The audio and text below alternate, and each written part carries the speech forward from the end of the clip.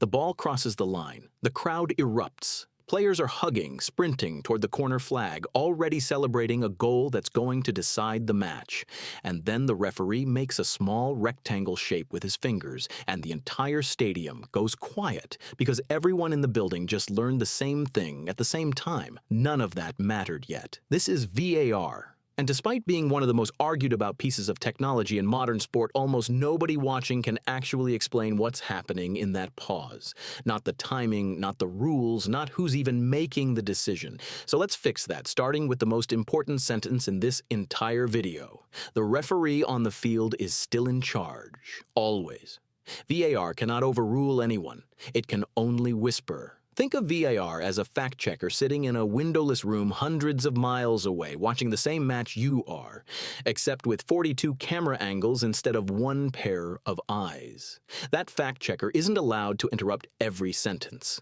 They're only allowed to raise a hand when something is dead wrong, not debatable, not borderline, just clearly, obviously incorrect. This threshold has an actual name in the rulebook, a clear and obvious error. Here's where it gets specific. VAR only steps in for a handful of situations, and for most of soccer's history, there were exactly 4. Goals, checking whether a foul, an offside, or handball happened before the ball went in. Penalty decisions, whether one should have been given or wasn't, and whether the incident actually happened inside the box. Red cards, serious fouls, violent conduct, or denying a clear scoring chance, and mistaken identity for when the referee cards the wrong player entirely. Starting with this World Cup, 2 new categories joined the list. Corner kicks, if a review can be completed instantly without delaying the restart, and second yellow cards, when that second caution turns into an ejection.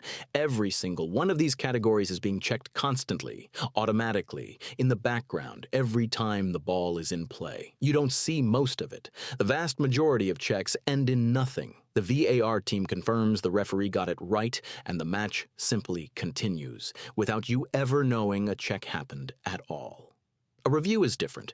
A review only starts because the people in that windowless room think they've spotted a clear and obvious error, and they recommend the referee take a closer look, critically. And this trips up almost every new viewer. Players and coaches cannot demand this. There's no challenge flag like in American football, no limited number of appeals like in tennis. You can complain, gesture, surround the referee theatrically. None of it forces anything. The review either happens because the video room flagged it, or it doesn't happen at all. If you've ever screamed at your screen demanding a review that never came, the like button is sitting right there. It won't get you that review retroactively, but it will make me feel like the screaming had some purpose. And genuinely, what's the most insane VAR decision you've ever watched live?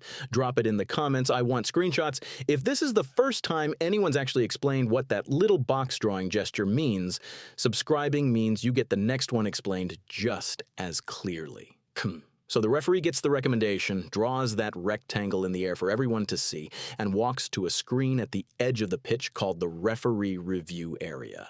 Here's the detail that surprises people most. There is no time limit. None. Soccer has spent a century building its identity around a clock that never stops. And then it built a review system with no clock at all, because the people who designed VAR decided that getting it right mattered more than getting it fast. But no time limit doesn't mean anything goes once the referee is staring at that screen.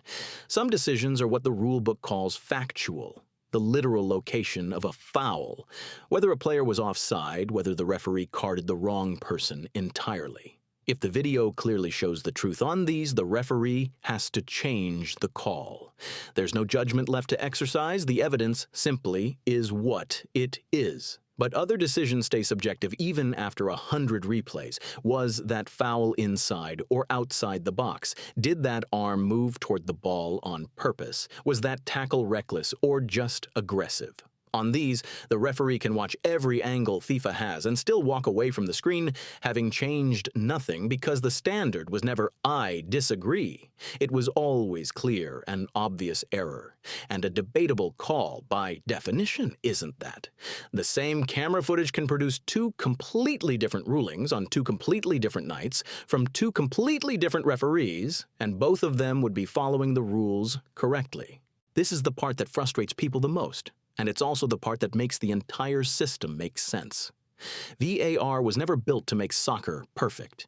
It was built to catch the obvious disasters, the hand of God moments, the wrong player sent off, the goal that should never have counted, while leaving the close calls exactly where they've always lived, in the judgment of one human being on the field, now just slightly better informed than before.